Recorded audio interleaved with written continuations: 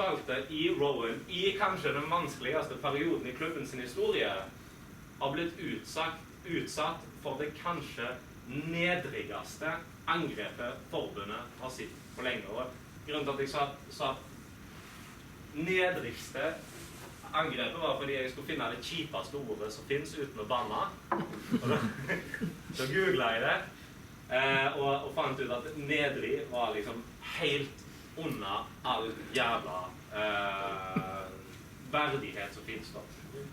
Det er som å skyte folk i ryggen også. Det er nedrikt. Fordi det vi vet er at det er en tid der de tillitsvalgte i Rowan og andre forselskaper må ta inn over seg de nye kravene til kontraktene som oljeselskapene stiller. Det vet vi. Vi vet at klubben er full i nervøse medlemmer som leser offshore.no hver eneste dag, og som er på Facebook og ser hva andre oppdaterer, som snakker med kompiser i bransjen, som er skitnervøse for jobben sin. Det vet vi. Og så vet vi også at klubben må ta inn over seg sikkerhetsspørsmål. Det er jo verneapparatet som på en måte i første rekke har det, men det er jo på en måte en del av fagforeningen sitt arbeid å ta vare på sikkerheten til sine medlemmer. Og de utfordringene det gir i nedgangstider med nervøse medlemmer og nye kontraktsinngåelser. Og så har vi da spøkelser, nemlig da nedbemanninger og folk som må gå. Alle de her tingene her må de tillitsvalgte i Rowan jobbe med, tenke på, ikke bare på kontoret, hive meg over faen så alt, svare på telefoner om alt det her. Og så i tillegg til alt dette, så er det sånn at klubben tar en for hele bransjen, nemlig spørsmålet om secondment. Altså at folk fra den internasjonale delen av selskapet blir utleid til den norske delen av selskapet, og dermed sier at det er faen ikke greit.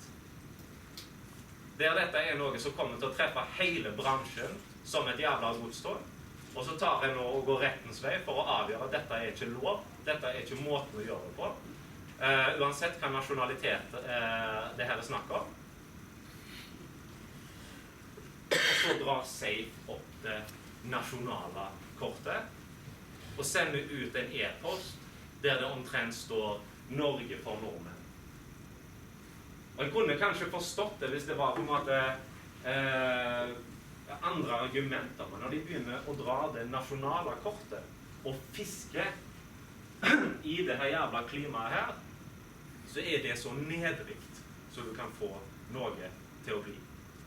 I en tid der en trenger samarbeid, så bidrar de til å spre løgn og splittelse. I en tid der en trenger kloke hoder som tenker sammen, som på en måte finner ut hvordan vi skal gjøre dette til beste for alle, så opptrer de som jævla brushoder. Ja,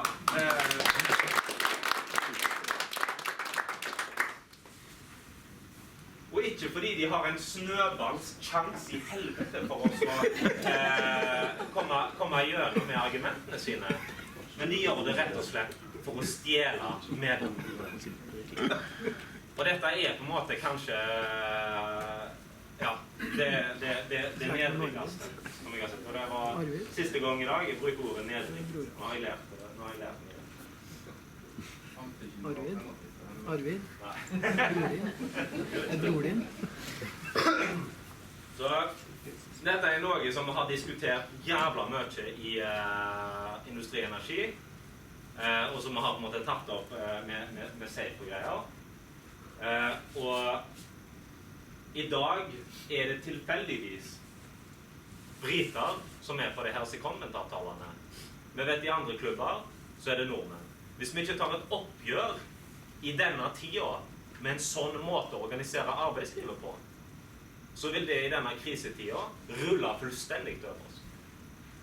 Så i stedet for å applaudere at fagforeningen tar et oppgjør med sånne møkkeavtaler og sier at det ikke er sånn vi skal ha det, så bruker de da anledningen til å spre løgn, splittelse og illusjoner om at det skal få til noe annet. Bedriften sitter jo og ler av situasjonen. Så det er egentlig det jeg ville på en måte si om akkurat dette. Jeg vet at Frasier skal gå nøyere gjennom under sitt innlegg, men jeg følte bare for å si det, og du understreker nettopp det jeg sa, at den vanskeligste jobben i norsk fagbevegelse den jobben som blir gjort av lokale tillitsvalgte i vår bransje.